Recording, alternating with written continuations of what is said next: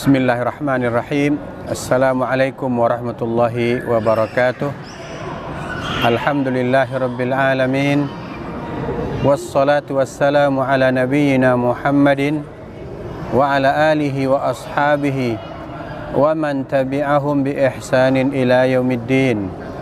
Ashhadu an la ilaha illallah wahdahu la syarika lah wa ashhadu anna Muhammadan abduhu wa rasuluhu la nabiyya ba'dah, amma ba'd. Kaum muslimin dan muslimah, khususnya pemirsa Safwah Channel, semoga kita senantiasa dijaga oleh Allah, diberi kesehatan, dipanjangkan umur, diberi kekuatan.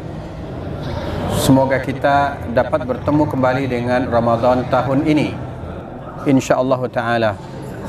Begitu rindunya kita dengan bulan yang sangat mulia ini. Semoga kita betul-betul berjumpa kembali dengan bulan Ramadan dan kita dapat melakukan amalan-amalan soleh di dalamnya, di mana pada bulan itu amal ibadah kita pahalanya dilipat gandakan oleh Allah. Dosa-dosa kita diampuni oleh Allah Subhanahu wa ta'ala. Kaum muslimin dan muslimah yang dimuliakan Allah, sebentar lagi insyaallah dalam hitungan hari kita akan memasuki bulan suci Ramadan. Sekali lagi kita berharap kepada Allah supaya kita betul-betul bertemu dengan bulan Ramadan yang suci ini, bulan yang mulia. Oleh sebab itu hendaklah kita melakukan persiapan-persiapan. Ya, di antara persiapan yang kita lakukan adalah kita membersihkan diri dengan cara beristighfar kepada Allah, bertaubat atas dosa-dosa kita masa lalu. Kita mempersiapkan fisik kita juga, kita jaga kesehatan, sehingga ketika kita memasuki bulan puasa, bulan Ramadan, kita dapat melaksanakan puasa dengan sebaik-baiknya dan kita mampu melaksanakan ibadah-ibadah pada malam harinya, terutama pada 10 hari terakhir, di mana pada 10 hari terakhir itu ada satu malam yang lebih baik dari 1000 bulan, yaitu Lailatul Qadar, atau dalam bahasa kitanya malam Lailatul Qadar, malam yang lebih baik dari 1000 bulan. Kaum muslimin dan muslimah yang dimuliakan oleh Allah Subhanahu wa taala, kita diwajibkan oleh Allah untuk berpuasa, yakni pada bulan Ramadan. Puasa itu artinya menahan. Menahan dari apa? Menahan diri dari makan dan minum, dan dari hal-hal yang dapat membatalkan puasa, mulai dari terbit fajar sampai terbenam matahari.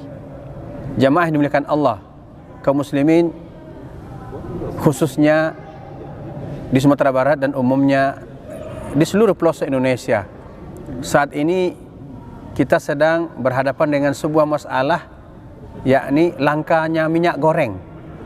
Sebetulnya kita sebagai muslim tidak perlu kaget, ya, karena kita sudah terbiasa menahan diri. Jangankan dari minyak goreng, dari apa yang mau digoreng pun kita ditahan oleh Allah untuk memakannya, mengkonsumsinya di siang hari bulan Ramadan. Kita ditahan oleh Allah untuk memakan, bahkan melakukan apa-apa yang dihalalkan. Tentu apalagi setelah Ramadan, atau bahkan pada bulan Ramadan itu, kita bisa menahan diri untuk melakukan, untuk memakan hal-hal yang diharamkan oleh Allah Subhanahu wa taala. Pemirsa yang dimuliakan oleh Allah Subhanahu wa taala, mudah-mudahan kita betul-betul berjumpa dengan bulan Ramadan, di mana pada bulan itu banyak kesempatan untuk melakukan amal soleh. Di antaranya dengan memperbanyak membaca Al-Quranul Karim. Di antara keutamaan membaca Al-Quranul Karim, Nabi memerintahkan Iqra'ul Quran fa innahu ya'ti yaumal qiyamah syafi'an li ashabih. Kata Nabi, bacalah oleh kalian Al-Quran, karena dia akan datang pada hari kiamat nanti menjadi pembela atau pemberi syafaat kepada orang yang membacanya. Bahkan kata Nabi sallallahu alaihi wasallam, an Aisyah radhiyallahu anha qalat qala Rasulullah sallallahu alaihi wasallam, dari Aisyah ummul mukminin semoga Allah meridainya, beliau berkata, bersabda Rasulullah sallallahu alaihi wasallam, al-mahiru bil Quran ma'as safaratil kiramil bararah.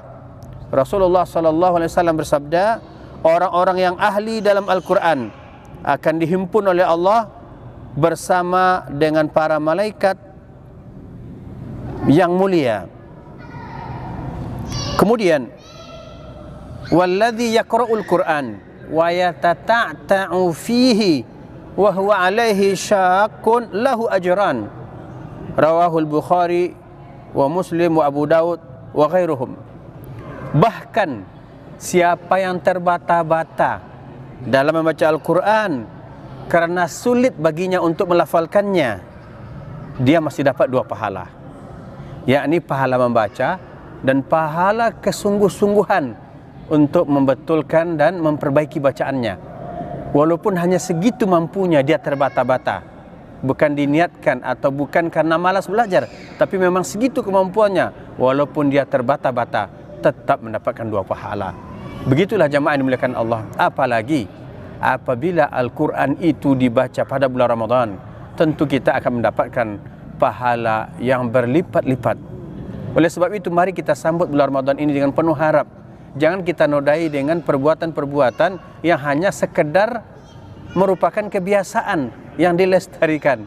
Karena belum tentu semua kebiasaan itu sesuai dengan syariat. Bahkan bisa jadi sebuah kebiasaan itu sangat bertentangan dengan syariat. Umpama, saya kembali mengingatkan, khususnya di Provinsi Sumatera Barat atau di ranah Minangkabau, ada sebuah kebiasaan menyambut Ramadan, yakni balimau. Yang kita tahu selama ini balimau itu adalah adanya kegiatan mandi-mandi di sebuah sungai, di sebuah waduk, di sebuah danau atau di pantai. Mandi itu bukan sendiri tapi rame-rame. Dapat kita bayangkan betapa di situ terjadi ikhtilat, terjadi percampur bauran antara laki dan perempuan, bahkan dengan mempertontonkan aurat. Ini sangat tidak masuk akal. Ini sangat bertentangan sekali dengan penyambutan Ramadan, penyambutan bulan yang suci. Lantas bagaimana cara kita menyambutnya? Kita penuh harap menyambut Ramadan. Kita istighfar, membersihkan diri. Karena jika masih banyak noda-noda dalam hati kita, bisa saja Ramadan itu menjadi sulit bagi kita. Sehingga kita merasa malas untuk melaksanakan ibadah puasa, merasa malas untuk melakukan ibadah-ibadah yang lain, atau bahkan menghitung hari. Berapa hari lagi ya Lebaran? Seakan-akan akan berlepas diri dari kewajiban yang sangat menyengsarakan, yaitu bulan Ramadan. Coba bayangkan, jika kita beristighfar sebelum masuknya Ramadan, hati ini sudah bersih, kita siap dengan sesiap-siapnya, maka bulan Ramadan itu menjadi nikmat bagi kita. Bahkan kita akan sangat sedih bila berpisah dengan bulan Ramadan. Kita manfaatkan bulan Ramadan untuk menebar kasih sayang. Kita berbagi dengan orang-orang yang tidak mampu. Kita berbagi dengan sesama muslim. Kita menyediakan perbukaan untuk yang lain, karena kita akan mendapatkan pahala yang sama dengan orang yang berpuasa tanpa mengurangi pahala orang berpuasa itu. Kemudian kita penuhi masjid-masjid terutama di 10 hari terakhir dengan pelaksanaan ibadah salat tarawih, qiyamul lail, memperbanyak baca Al-Quran dan memperbanyak amalan-amalan yang lain. Karena pada 10 terakhir itu terdapat Lailatul Qadar, yakni lebih baik dari 1000 bulan. 1000 bulan kalau dikonversi ke tahun, lebih dari 80 tahun. Belum tentu ada di antara kita yang berumur 80 tahun. Kalaupun ada, tidak mungkin dari 0 tahun dia sudah mulai beribadah. Kadang di antara kita udah 15 tahun pun masih malas beribadah. Masih banyak remaja kita, pemuda kita malas beribadah. Bahkan ada yang sudah berumur masih malas beribadah. Akan tetapi jika kita mendapatkan Lailatul Qadar pada 10 hari terakhir, itu lebih baik dari beribadah lebih dari 80 tahun. Jamaah dimuliakan Allah, bagaimana sikap kita menyambut Ramadan dengan penuh harap, dengan mempersiapkan diri, dengan membersihkan diri? Bagaimana pula sikap kita dengan melepas Ramadan? Ketika melepas Ramadan, kita bersedih karena bisa jadi Ramadan yang kita temui adalah Ramadan terakhir dalam hidup kita. Oleh sebab itu jamaah yang dimuliakan Allah, jangan sia-siakan Ramadan. Jangan sia-siakan kesempatan emas ini. Kita penuhi, biarlah kita letih dalam beribadah selama bulan Ramadan untuk mendapatkan pahala yang berlipat ganda di akhirat nanti. Fa'tabiru ya ulil absar la'allakum tuflihun. Semoga kita semua mendapat pelajaran dan semoga kita dimenangkan oleh Allah Subhanahu wa taala. Wabillahi taufiq wal hidayah. Subhanakallahumma bihamdika asyhadu an la ilaha illa anta astaghfiruka wa atubu ilaik. Wassalamu alaikum warahmatullahi wabarakatuh.